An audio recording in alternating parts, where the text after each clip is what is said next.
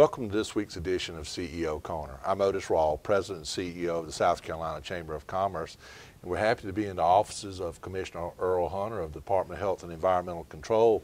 Earl, thanks for sitting down with us and talking about some of the issues that are important to the business community and how DHEC interacts with us on those issues. Sounds good. Glad to be here. Thank you for having me. Well, we appreciate all that y'all do on an ongoing basis for the business community, and we work together on some issues, we fuss about some issues, but in a large majority of the time, we're both after the same thing, and that's a clean environment for South Carolina where businesses can operate, and also quality of life issues are good for our citizens and all. And it's you got a tough job kind of regulating and being a nonpartisan advocate for everybody. Well, that's true, but I mean, I think that, yeah, you said it well. I mean, what we try to do is make sure that how we approach problems is more of an open process and sit down and try to work through issues. We understand things from a regulatory process. Sometimes we don't understand things from a business perspective probably as much as we need to sometimes. We certainly understand it from an environmental protection standpoint, a public health standpoint. But sometimes I think we need to make sure that we keep lines of communication open with all parties that certainly have an interest in what we're responsible for. Well, I know one of the things that we've been working on together is greenhouse gases and the regulations that EPA are trying to put in place as far as greenhouse gases goes and the effects that it's going to have on South Carolina. I know it's going to have a big impact on our businesses. How do you see what EPA is doing? How does that affect South Carolina, at least from y'all's standpoint? Yeah, well, we look at it from several different perspectives. To be very upfront about it, first from a funding and certainly from a staffing standpoint, the approach that it appeared that EPA was going down that path on was certainly going to have some huge impacts on us. Everybody's well aware of the budget cuts that we've suffered, and many of the different agencies in state government have suffered. I mean, we just saw it as setting up a lot of backlog of permits. I mean, it could have been over 2,000 permits the way it was originally put forward. Now, I understand that they've tried under the tailoring rule to make some adjustments to that. One of the more recent letters from Secretary Jackson certainly looks like it changes that somewhat. But at the same time, we think that trying to apply the Clean Air Act of 1990, which was more of a fence line approach to things, and it was a per parameter kind of a per constituent type of regulation. It's probably not the best way to approach greenhouse gas regulation.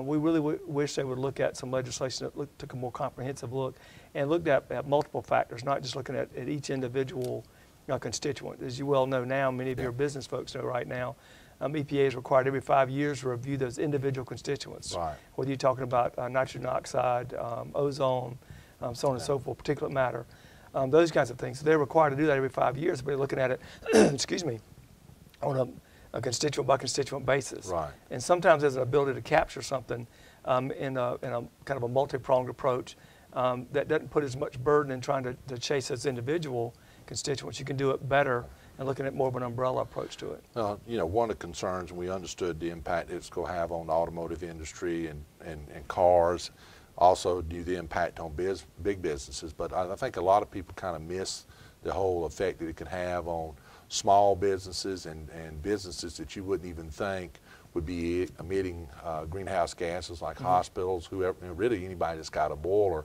and the type of impact that was going to have on even small to medium-sized businesses or nonprofits or hospitals, Yeah, I think so, and I think that sometimes, I mean, and I understand being at the federal level, sometimes they look at making changes and they really don't understand sometimes the full impact that they may have, the actual implementation standpoint of it. And certainly because we adopt a lot of their regulations and our regulations, when they make an changement or an adjustment to theirs, while they may not anticipate or certainly intend for it to have an impact the way sometimes it does, we have to look at that. Right. And right now we've got a joint resolution going through the House and the Senate to try to make sure that by them adjusting their regulations, it doesn't trip ours into going into effect to cover all those small businesses and industries. That kind of the unintended consequences issue kind of gets into another area that's important to us, particularly from an economic development standpoint, business expansion, and that's non-attainment. And where South Carolina is positioned, I know we're right on the cusp in a lot of areas of being considered a non-entertainment area.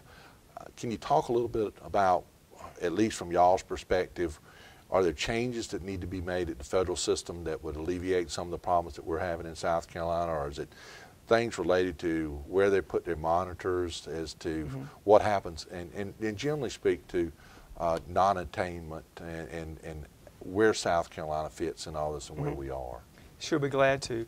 Overall, the state has had really good air quality for many, many years. We've been one of the few states for probably the last couple of decades that really has been in attainment for the most part, saying a few small areas of the state.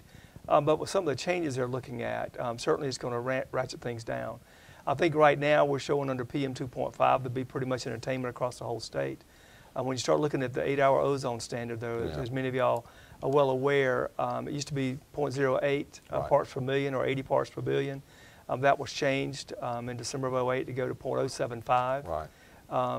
And then now they're looking at actually going from 0.060 to 0.070. And right now, of our 16 monitors, almost none of them can meet that standard. So if they choose a 0.060, then we'll have almost the entire country in non-attainment, not just South Carolina. Really?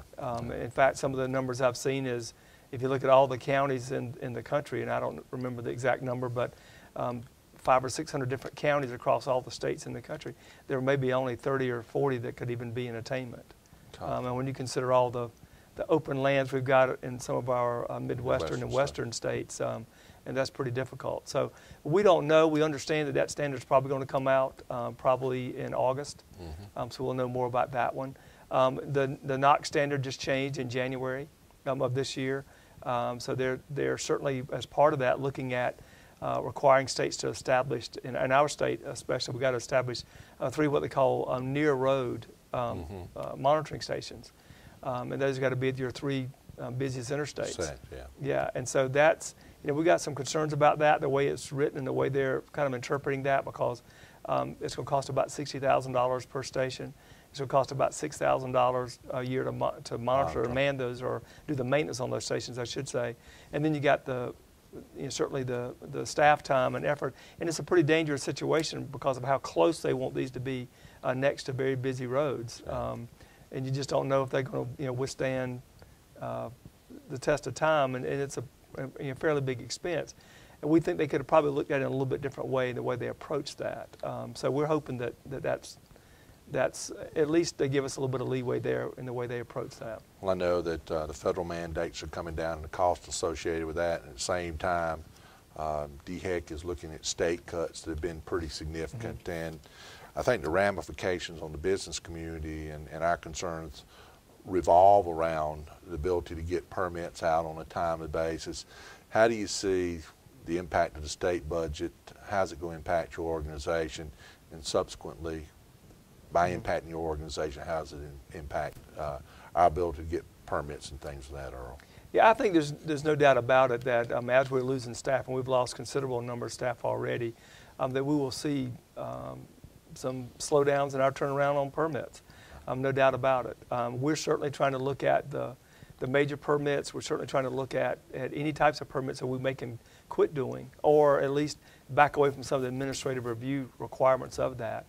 But some of those are going to take either regulatory or statutory changes to give us some relief on that. And so far, we've tried to get a few fees through on some of our lesser programs that we would consider doing away with, and just haven't been successful in getting any fees through, so no funds for those. I mean, we've got a number of our programs that are running a deficit right now on fees as well as state funding. In particular, probably our water program. Our water program of the environmental money probably represents about 60% of our state funding for environmental programs is in our Bureau of Water. So you're talking about NPDES type permits or National Pollutant Discharge Elimination System permits. You're talking about 401 permits. Those kinds of things we're seeing some backlogs in. Gotcha.